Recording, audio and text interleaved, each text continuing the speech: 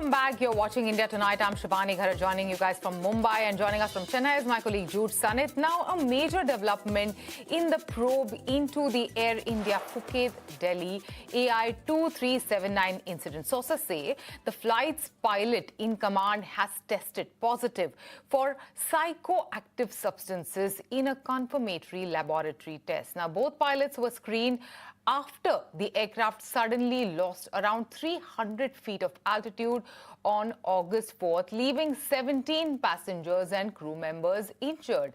The initial screening of the pilot in command had flagged a concern, following which the sample was sent for confirmatory testing. Both pilots have since been taken off the flying roster, while the AAIB investigation continues into the incident, with the outgoing Air India CEO Campbell Wilson being called for questioning by the Ministry of Civil Aviation. We wanted to get a direct update from Air India also on the incident, and we wanted to see how they are taking this issue from their side. And I have told time and again that from the ministry, safety in aviation is the topmost priority. There shouldn't be any compromise from any side, even the regulator or even the airlines or anyone. So this issue we have taken very, very seriously from the ministry side also. So we have just spoken to him as a preliminary task just to get an update. But I have to tell you that AIB has been given the task to continue on the investigation, and we have good confidence on AIB. So I would say that let us wait for the full-fledged report to come from AIB so that we can see what action, definitive action needs to be taken on this. But in the meantime, if it is anything related to substance abuse or substance using, I would say that from the ministry, we are taking it very, very seriously. And if we find that there needs to be some tweaking in the existing regulations, we are ready to do that also. That was Union Civil Aviation Minister Ram Mohan Naidu there, but my colleague Shefali has a lot more details on this story. Let's go across to her from the latest. In a fresh development in Air India Phuket Delhi incident, now the result for confirmatory drug test has come, where pilot in command has tested positive for marijuana. This is what we are getting through sources, that the pilot in command who was operating the Phuket Delhi flight has tested positive now in the second test. And today as well, in another update, the Air India top management was summoned by Ministry of Civil Aviation, where in the meeting, outgoing CEO Campbell Wilson, P. Balaji, who is the Air India group head, and other officials were also present. Senior officials including MOCA Secretary, DG, DGCA, and AAIB DG was also present, and was later headed by Ministry of Civil Aviation Minister Ram Mohan Naidu, where top management was asked tough questions by the ministry on this particular matter. But now that the test is positive, the AAIB will investigate on all fronts, including if there was in-flight turbulence, which was initially reported by Air India. Later, there was questions of if there was a technical fault, which is being reported in regards to autopilot being disconnected or hydraulic failure. So all these aspects will be now investigated in AAIB investigation. And now the most important part, that the pilot in command has tested positive for the psychoactive substance screening test. Now that will also be investigated in this particular investigation. With video journalist Himanshu, Shefali Nigam, ET Now. Shefali speaking to us about the latest update on this story. But to discuss this now, we are joined in by Sanjay Lazar. He's an aviation expert and CEO of Avilas Consultants. Thank you so much, Mr. Lazar, for joining us today on ET Now. Now, help us understand, since, this is like a sources-based story that, the pilot tested positive for the drugs.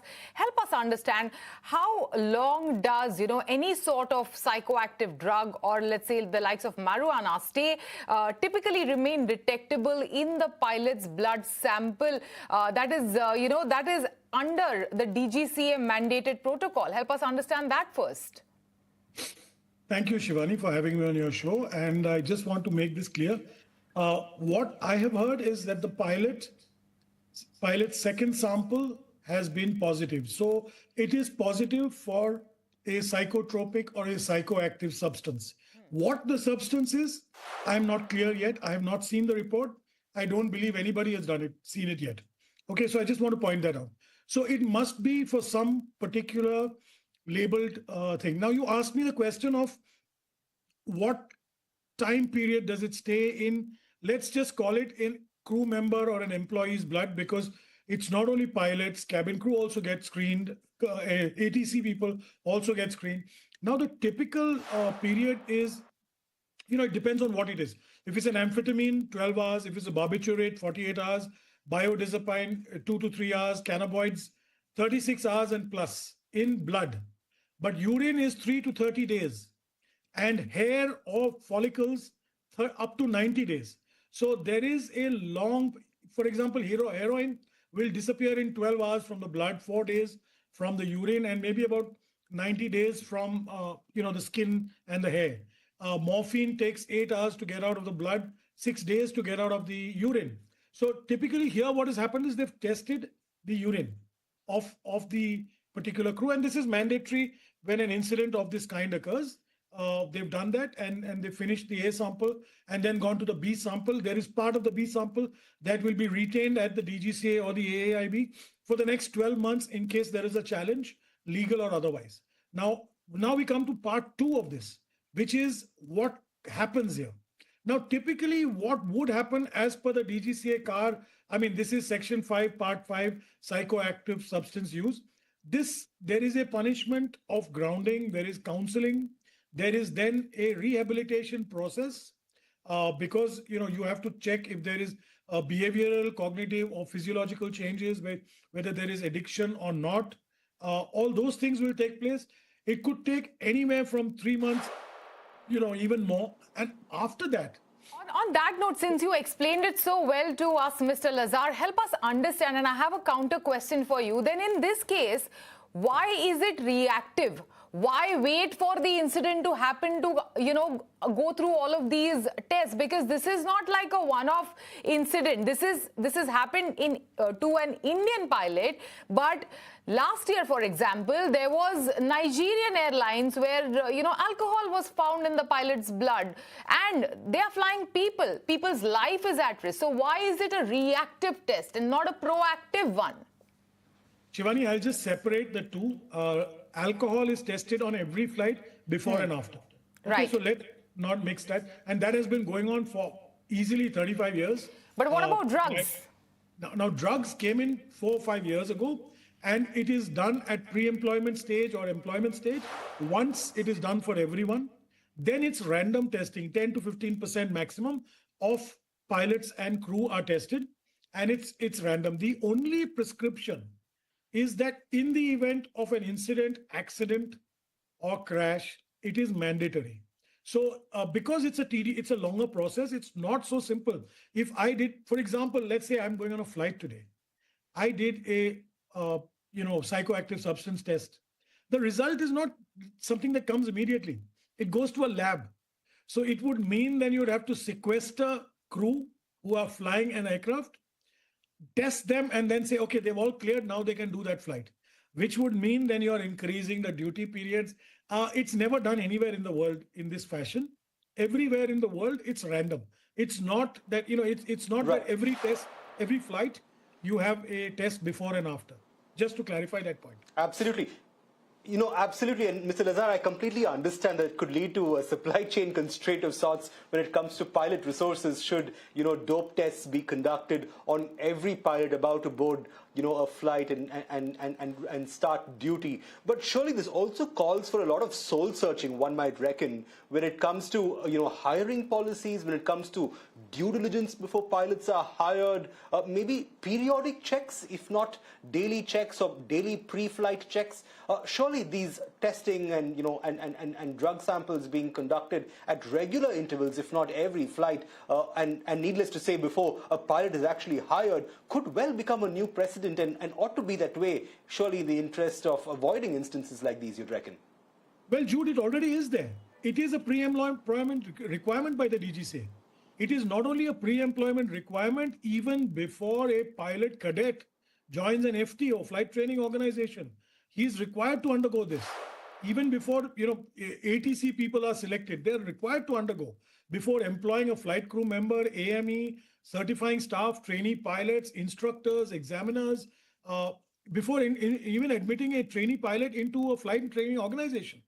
And follow-up testing is done. So there is a procedure already in place.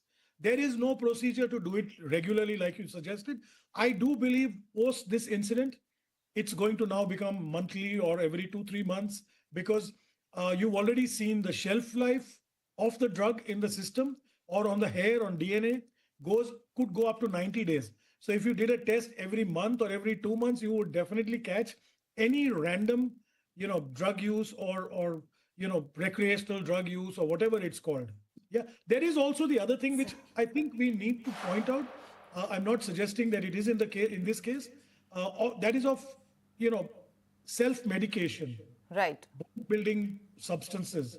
All those also register on these. However, the B test that is conducted is usually a very deep testing, which goes to the root of what is the substance within the urine. So I do believe they would. Right. The traces can stay in the body and the shelf life of some of these substances are there, but pilots are aware of the fact that yes, there is alcohol test conducted prior to a flight, but no drug test conducted to a flight. And then there are many countries in the world where some of these drugs are available off shelves. Fly to the likes of Europe, at least 10 countries in Europe, sell drugs at regular grocery kind of stores. In United States, many states sell marijuana. So, and pilots are aware of the fact that it's impossible to conduct a drug test before a flight. Isn't that a loophole? Therefore, what Jude probably suggested would then become the norm. It is a loophole, absolutely right. It would become, and remember, all these countries you mentioned also have their own airlines. They also have their own regulatory systems. They also have their testing processes. As a crew member, whether you're a cabin crew member, engineer, ATC, or a pilot, you're fully cognizant and aware of what kind of norms you have by your regulator. You also know that, a drug cannot, let's say you go to a rock concert and you decide, oh, let's smoke, a reefer or weed. You know that it's going to be so many days before it gets out of your blood. It's going to be so many days before it gets out of your urine. So you've got to be really careful. In some cases, and Shivani, this is very interesting. Let's say I went to, Tomorrowland in Belgium and I smoked up there and I was on a holiday. I came back 20 days later and I went for a test. It could possibly still be in my system. Though I'm not under the influence while going on a flight. I'm not defending anybody, but I would like to make this very clear distinction. So therefore, the norms have been drawn up accordingly. Perhaps periodic tests is what is required now.